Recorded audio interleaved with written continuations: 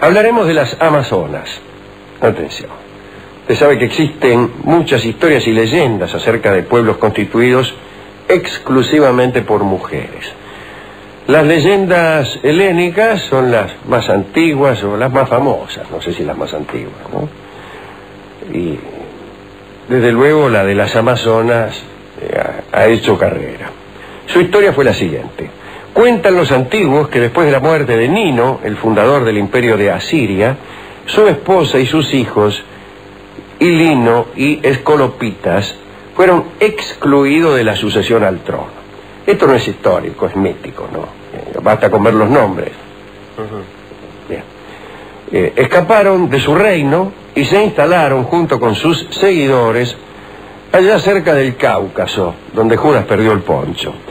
Allí formaron una colonia y comenzaron a atacar a los países vecinos, dice aquí del Ponto Euxino, es decir, del Helesponto, también llamado hoy el Bósforo, el estrecho que separa Asia de Europa. Asia a un lado, al otro Europa y allá a su frente Estambul. Pero eso está, en todo caso, bastante lejos del Cáucaso, bastante lejos. Pero diría que el Cáucaso está a miles de kilómetros de ahí. Pero como están tan lejos de aquí, visto desde aquí parece que fueran cerca el uno del otro.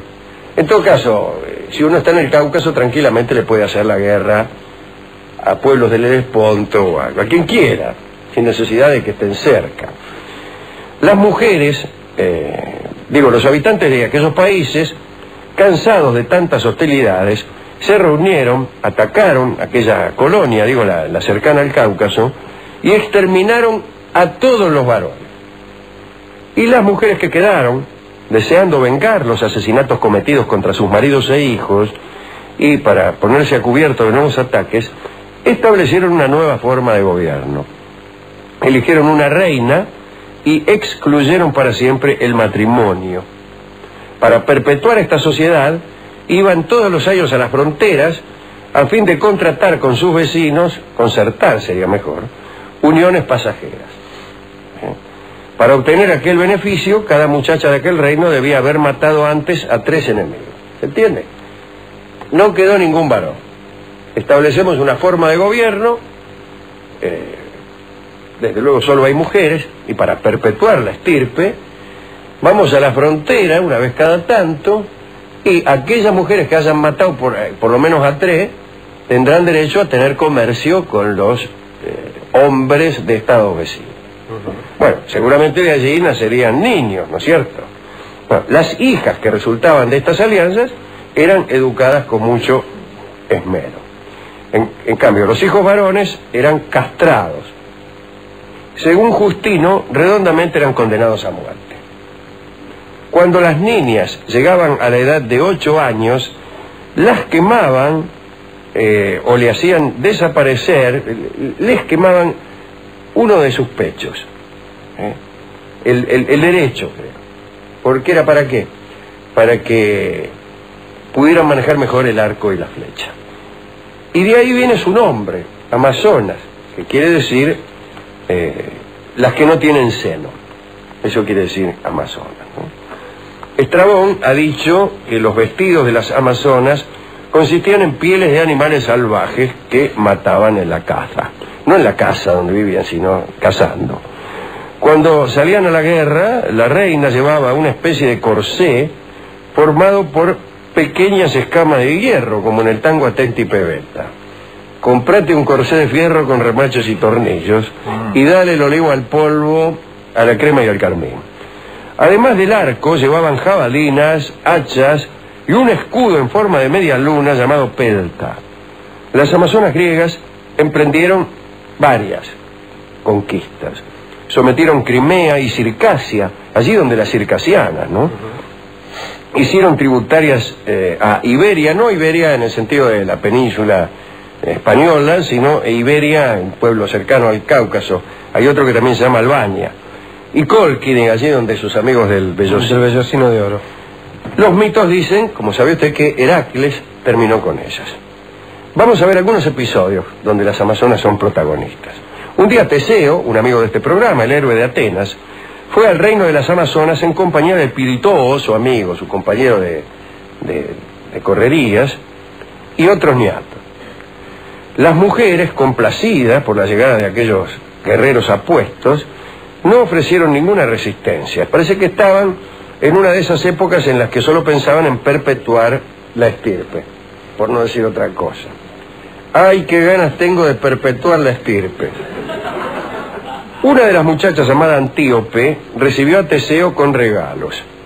Era hermosísima la mina, ¿no? Al héroe no le interesaron mucho los presentes, pero sí Antíope. Los presentes en el sentido del regalo, ¿no? No en el sentido de esta amable concurrencia. Dejó por allí los regalos y la invitó a conocer el barco. Apenas Antíope puso el pie en cubierta, Teseo levó anclas y se las tomó, se las llevó. Antíope tenía una hermana llamada Hipólita, que era una princesa de las Amazonas, y juró vengarse de Teseo. Ay, ay, ay, se llevó a mi hermana. Al poco tiempo, un gran ejército de amazonas comenzó a perseguir a Teseo por todas partes. Lo corrieron desde el Bósforo hasta Atenas. Al principio, Antíope, la que estaba con Teseo, esperaba ansiosa ser rescatada, pero poco a poco le empezó a gustar y se enamoró perdidamente de Teseo y se casaron. Por fin, un día, Hipólita alcanzó al raptor. Antíope, en vez de escapar, se enfrentó a su propio pueblo, haciendo causa común con su esposo. Se puso del lado de Teseo, por no decir otra cosa que dice alguien que yo conozco. En la lucha fue alcanzada por una flecha, Antíope, y murió al instante, como suele ocurrir. Teseo, desesperado, llamó a toda la ciudad para luchar contra las invasoras y las aplastó. Esta fue la primera vez que los atenienses hicieron frente a una invasión.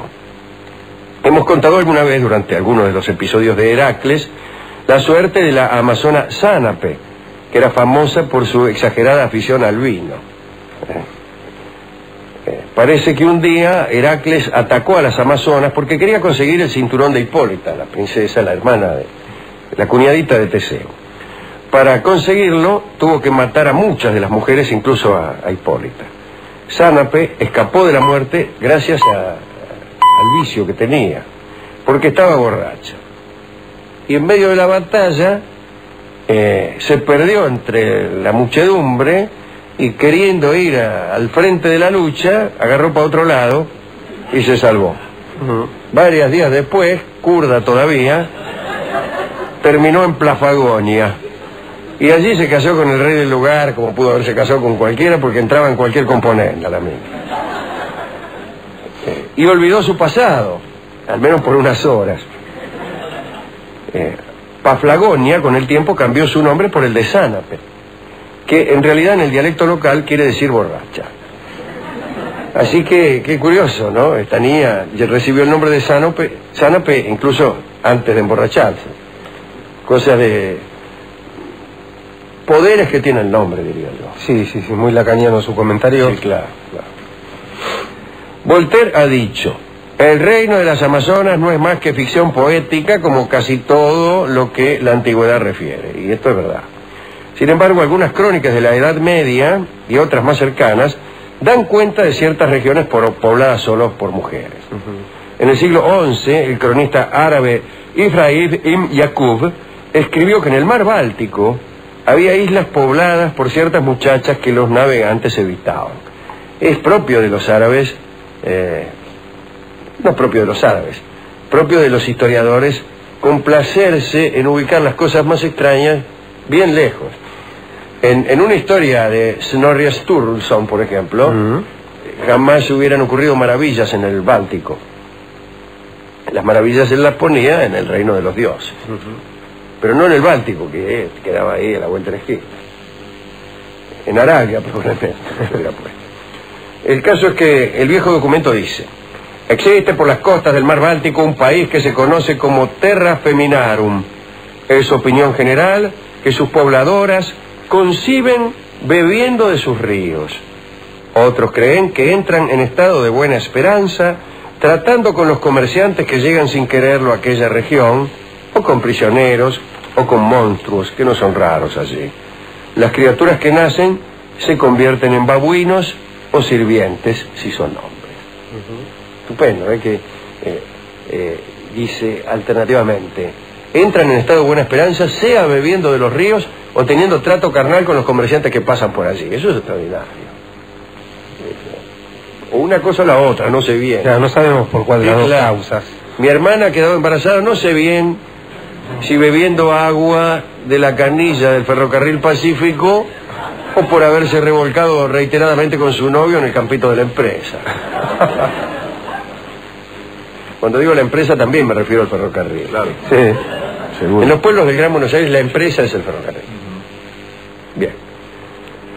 Otro cronista árabe llamado Qazvini, del que se conserva el relato de una misión a la corte imperial alemana de Otón el Grande, aseguró que existía otra isla en el mar occidental, solo poblada por muchachas, e hizo la siguiente descripción.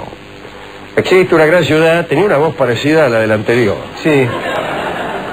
Existe una gran ciudad en un extenso territorio. Sus habitantes, las más encantadoras mujeres, muestran gran valor en los combates. Tienen esclavos, cada uno de los cuales sirve por turno a su señora. Queda con ella durante la noche, se levanta al amanecer y se marcha secretamente al romper el día. Sí, el día. Cuando una de ellas da a luz un niño, lo mata inmediatamente. Qazvini dice que la ciudad de las mujeres es una realidad de la que no existe duda. Hasta en la China se habló de estos extraños territorios. El budista Huan Zhang, que se la pasó viajando por el Asia interior bien podía ser la China también, ¿no? Durante 16 años, habló acerca de una isla de Amazonas situada al sudoeste de Bizancio, es decir, bien lejos del Asia interior. Parece que ese país tenía una gran cantidad de objetos extraños y exquisitos que eran vendidos a Bizancio. A cambio de esas ventas, el rey bizantino les enviaba todos los años hombres para que tuvieran relaciones íntimas con ellas. Nadie quería ir. Las mujeres de aquel lugar agotaban de tal modo a los enviados que estos no soportaban las penas del viaje de regreso y perecían en el camino. Venían arrastrando las patas. Eso,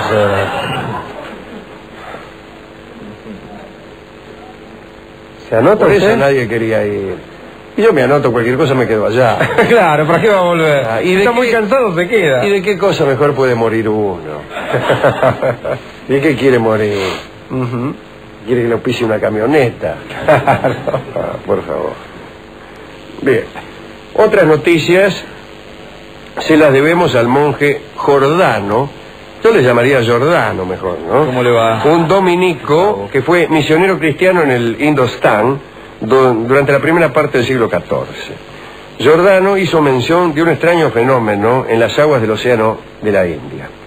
Escribió: hay en aquel océano 2 islas separadas entre sí por unas 30 millas.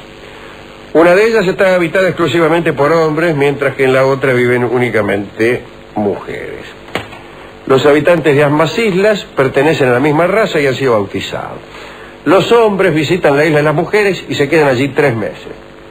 Marzo, abril y mayo. Prolijidad. Cada uno vive con su mujer en una casa aparte. Después regresan a la isla de los hombres, donde viven sin mujer alguna durante el resto del año. Que pasan ahí no haciendo nada. Las mujeres construyendo sillas de mimbre. Claro. Las mujeres conservan con ellas a sus hijos hasta la edad de 12 años y luego los envían a sus padres, pero sí se quedan con las islas hasta el momento de casarlas, lo que hacen con los hombres de la otra isla. Sí, está claro cómo es esto, ¿no? Hay una vida común durante 3 meses al año, después las mujeres con las mujeres y los hombres, como en algunos colegios. En América, Colón, durante su primer viaje, anotó algo relacionado a tierras de mujeres que al parecer había allí, ¿no? Colón oyó decir que había una isla llamada Matutino, habitada por dulces niñas. Bueno, posiblemente aquella isla fantástica nació de la leyenda céltica relacionada con la existencia de un país insular atlántico que solo estaba habitado por hermosas mujeres. Los celtas la llamaban Tir Nam Ingen, país de las doncellas. Bueno. Y había un mapa de un catalán, Dulcer, de 1339, donde la isla estaba, Isla de las Mujeres, y eso debe haber influido en las ideas de Colón. Era muy propenso a las maravillas, usted ya lo sabe. Para terminar, el río Amazonas poco tuvo que ver con historias de mujeres guerreras. Carvajal, un dominico que acompañó a Orellana en su expedición por el interior del Brasil, escribió en sus crónicas que cerca del río vivían mujeres temibles que no permitían que ningún hombre se les aproximara.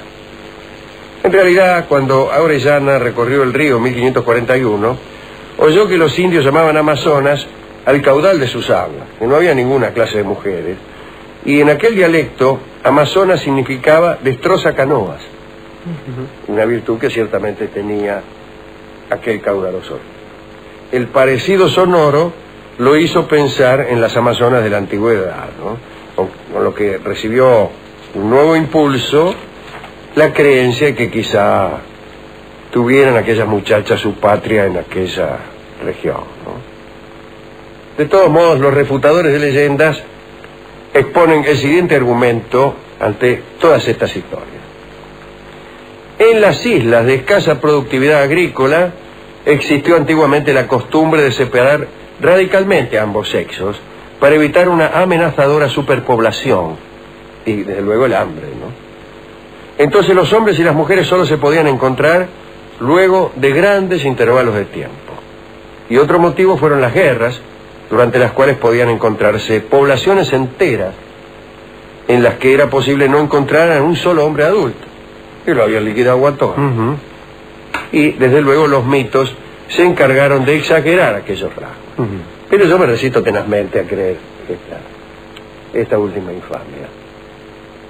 No, prefiero que los mitos permanezcan en su condición de tales o en su condición de literatura romántica, que es el destino que algunos mitos tienen. Regresar, una vez olvidados, como arte romántico. Bueno, ¿quién quiere dedicar todas estas pequeñas historias acerca de Amazonas, pueblos de mujeres solas, mujeres que se estirpan su encanto derecho para mejor tirar flechas, etcétera? A aquellas otras mujeres, Alejandro, aquellas que lo hacían morir a uno en el camino de vuelta. Esas, yo quiero esa. ¿Sí? Yo quiero esa. Esas me parecen que están buenas para dedicarle a Claro, que eran tan exigentes, tan voraces, tan voraces, bueno, que nadie iba porque... Lo curioso es que se morían en el camino de vuelta. Claro. ¿Por qué? A lo mejor, claro, se rajaban.